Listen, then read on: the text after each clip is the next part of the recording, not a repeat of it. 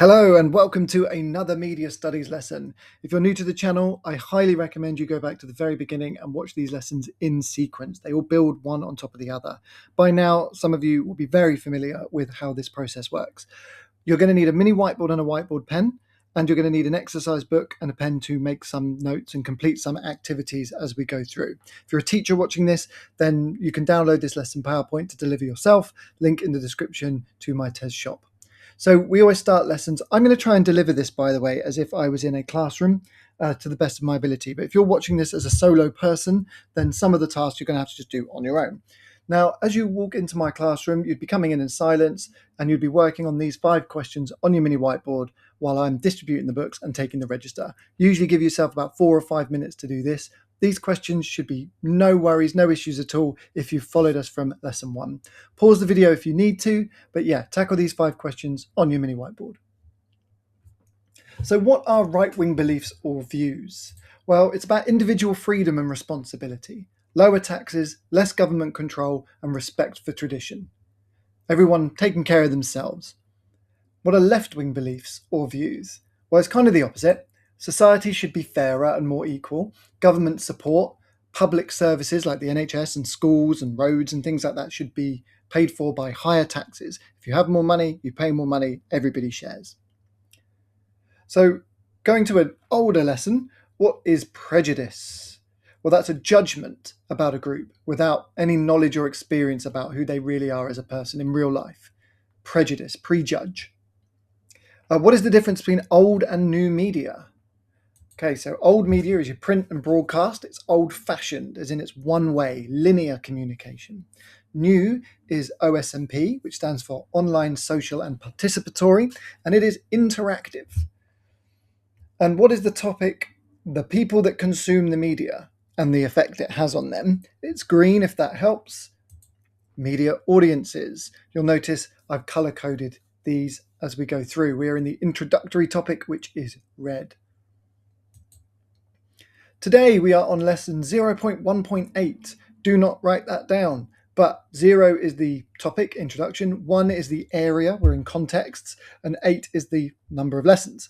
So we are on to economic contexts. What you do want to do is pause the video here and write down the title, economic context, and today's date. Give them a nice, neat double underline. Do not write down the lesson objective. It wastes time.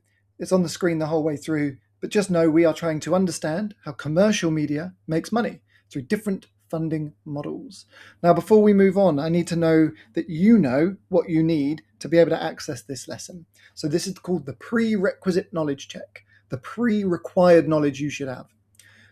I need you to be able to answer these 3 questions on your mini whiteboards in as fewer words as possible.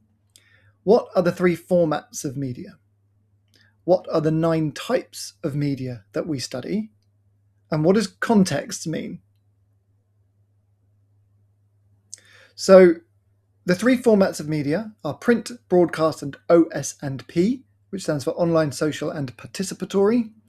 The 9 types of media are newspapers, magazines, adverts, radio, TV, music videos, social media, video games, and film. And contexts is the surrounding information that we need about media products. What was going on at the time they were produced, what events were happening, what people believed, what society was doing, how all of those things influenced the media. Also, how the media of the time might influence the people. Okay. Today, we are moving on to our final context lesson in this introductory topic. So far, we have looked at a lot of different types of context. So remember, context means the surrounding things that influence how a media product is made and how audiences understand it. In simple terms, context means what was happening at the time and place of a media product's production. It could be what people believed, maybe what the law was doing, what technology is available, what's happening politically. And today we're talking about economic context. So that's basically money. Now, it doesn't just mean how much money a company has. It means how media products are funded, how they make a profit, and how changes in all of that, how that works, and how that can change what gets produced. So we're going to start with a simple distinction. And that's that not every media company has the same purpose. Some media businesses are commercial. Commercial means they exist to make a profit. That does not automatically make them bad. It just means that as a business, they need to make more money than they spend. So if we think about companies like Netflix or Disney, ITV, Rockstar Games, Spotify, YouTube, they all need audiences because audiences help them make money. Some media businesses are public service, and this means their main purpose is not just to make profit. Their purpose is to educate, inform, or benefit society. This could include news, documentaries, educational content, children's program. So public service media gets its funding from sources like taxes, donations, charities. Depends on the organisation and depends on the country. The important point is that the money does not usually come from simply selling products to audiences in the same way that commercial companies work. And that can affect the content. For example, a public service broadcaster might make a documentary because it's important and useful, even if it won't be watched by hundreds of thousands of people. It might make educational content for a smaller audience because that audience still deserves to be served. Commercial media can get funding from lots of different sources, and this is especially true because of digital media. A video game might make money when someone buys the game, but it might also make money through downloadable content, expansion packs, season passes, adverts, skins, loot crates, subscriptions, in-game currency. A YouTuber might make money through adverts or sponsorships, but also merchandise or memberships and what we call affiliate links, where they send you to other businesses. A newspaper might make money through selling newspapers, but also through adverts or sponsored content, and they can also sell your data. So economic context matters because money influences decisions. On your mini whiteboard, in as fewer words as possible, what's the difference between commercial media and public service media? So commercial media is a business. It's trying to make money. Public service media is a media producer that's trying to do something to benefit society. When I say go, you're going to need to add these definitions to the back of your books in your terminology lists. Pause the video if you need to. Go. Okay, what we want to do now is a mix and match exercise. In the classroom, I would have my students discuss these things and come up with it as a pair or as a small group. If you're on your own, you're going to have to do this on your own.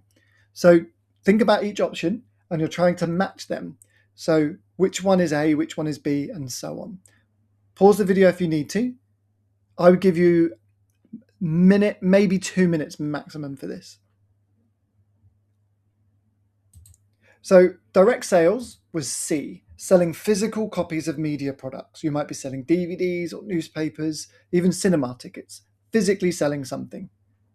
Subscriptions, D, charging a weekly, monthly, or yearly fee to access the content. Sponsorship was A, financial support from a brand in exchange for promotion. Someone like Coca-Cola might pay you lots of money to be always drinking a can of Coke in your YouTube videos, for example. And that leaves you with B, for advertising revenue, getting paid by advertisers to show their adverts. Literally, if you've got a YouTube video and there's a mid-roll advert, the YouTuber will be getting some money for that. Now it's important that we have definitions of those financial models. So pause the video if you need to and get these two down. And now again for these two as well.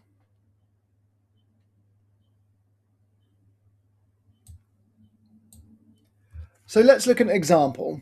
We'll go with video games first. On the left, you can see a Nintendo 64 game from the 90s, which represents a more traditional funding model. You bought the game once, usually for around 40, 50 quid. And once you'd paid for it, the game was yours. You took it home, put it in the console, and could play as much as you wanted. A game like this, Legend of Zelda, Ocarina of Time, was built around that model. It was a long adventure game with a story, exploration, puzzles, progression, a clear sense of completion. The company had to convince you or your parents that it was worth buying in the first place. That means the value came from the full game experience. Ocarina of Time could take around 40 hours to complete, depending on how much you explored. As a child in the 90s, you were probably not doing that in one weekend. For a lot of players, that one game could last weeks or months. Now let's compare that to a modern game like Fortnite. That's a very different financial model. Fortnite is free. You download it and it's free to play.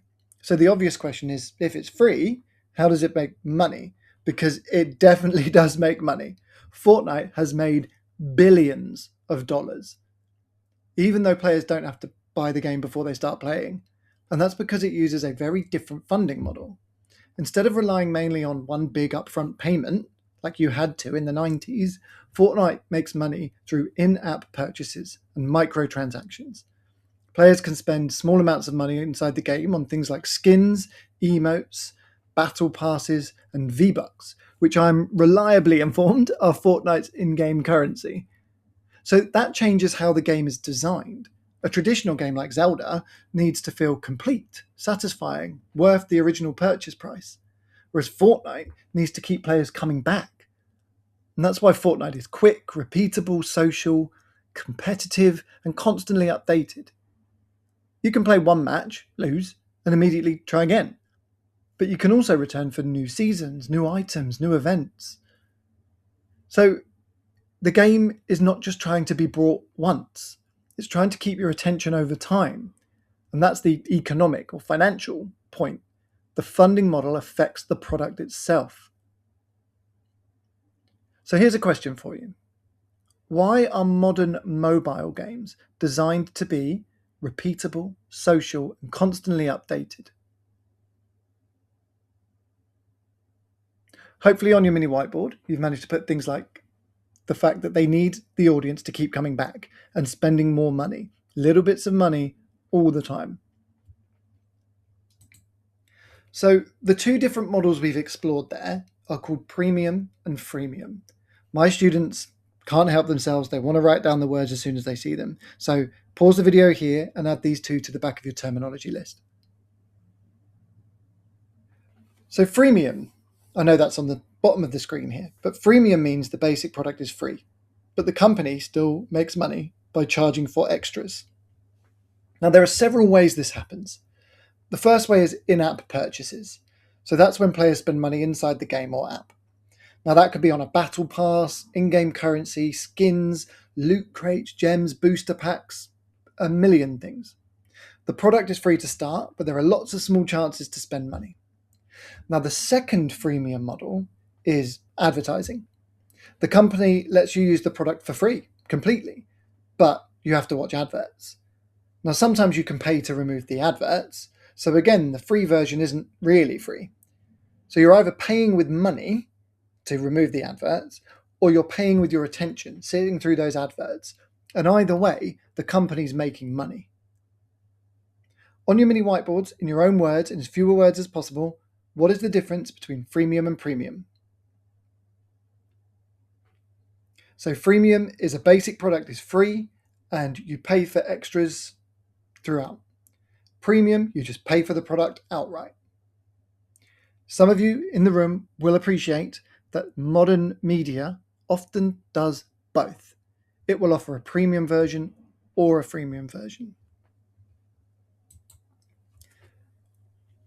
Pause the video if you need to and add this definition to the back of your books.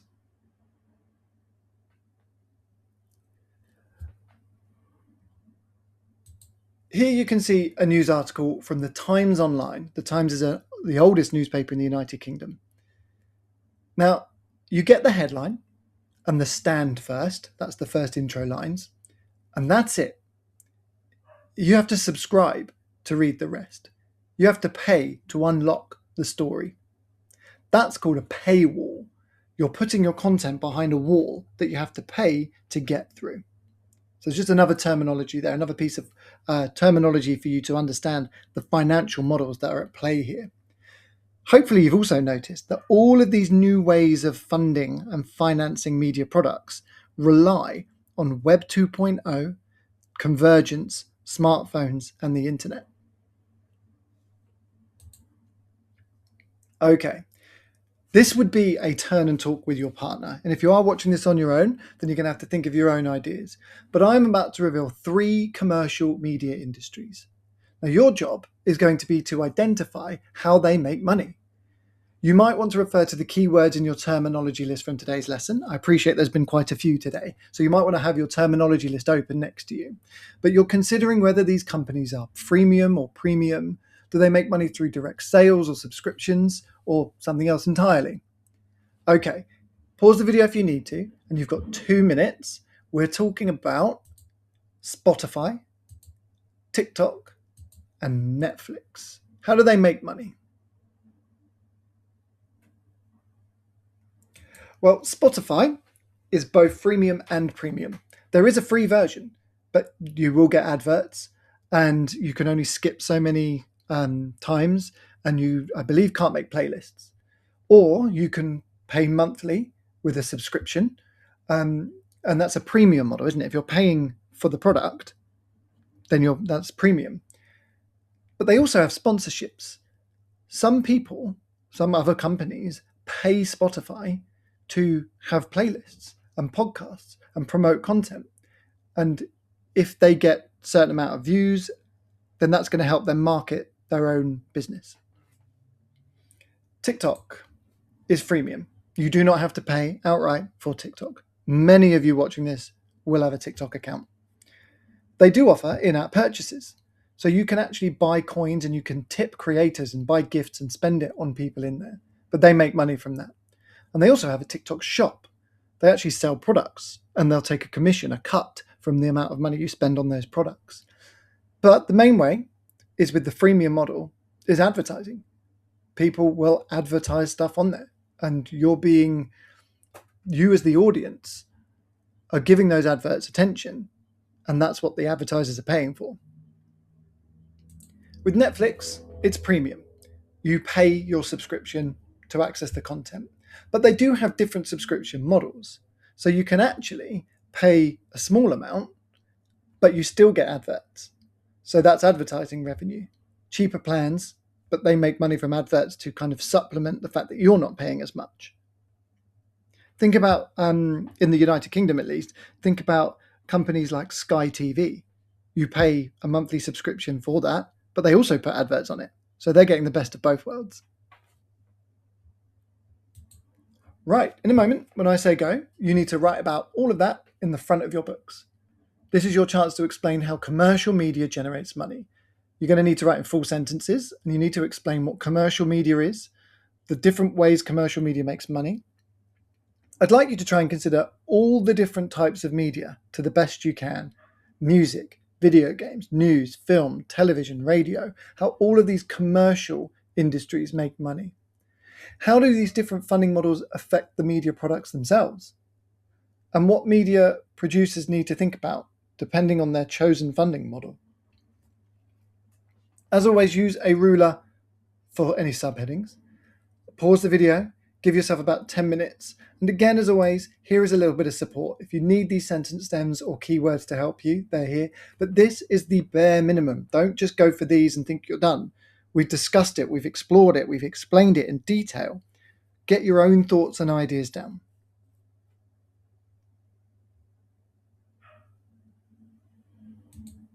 So that brings us to the end of the lesson. Hopefully you now understand a little bit about how commercial media makes money through different funding models. I do have some questions for you. You should be able to answer these. What does commercial media mean? What was public service media? What's freemium and what's premium? And what are the different ways commercial media companies can make money? Now, likely in my lesson, we would have got through that relatively quickly. So here is an extension activity. The best way to make money from media is direct sales. To what extent do you agree? Now, with a question like this, you're not supposed to just agree or just disagree. You're supposed to discuss the benefits and disadvantages, the limits of direct sales. Why is direct sales good? Why is it not good? How does that work? And then do the same for other ways companies can make money. Look at subscription models. Look at advertising. What are the advantages and disadvantages? That you've got the producers, the companies themselves making it, but you've also got the audience. Are there benefits to the audience and disadvantages for them? And what about from the producer side of things? Is it all just better, or can it be worse? You would be able to turn and talk to your partner about this in my lesson, and then write your own thoughts down as if it was an essay style question. As always, thank you for your time. Please do leave a comment in the comments and keep them clean, keep them nice and safe and kind. Please like the video and subscribe to help grow the channel. Again, I'm not doing this for any personal gain. This is purely for helping my media students and anyone who's interested in learning media. If you would like this lesson PowerPoint itself, then especially if you're a teacher, then follow the link in the description to my TES Shop. You may have noticed at points I was reading from a script. I think it's probably obvious when I'm reading from a script and just ad-libbing, but the script is written in the notes section, so you can easily deliver this off the shelf should you need to, or adapt them to suit your classes. Again, thank you very much for your time, and I'll catch you at the next one.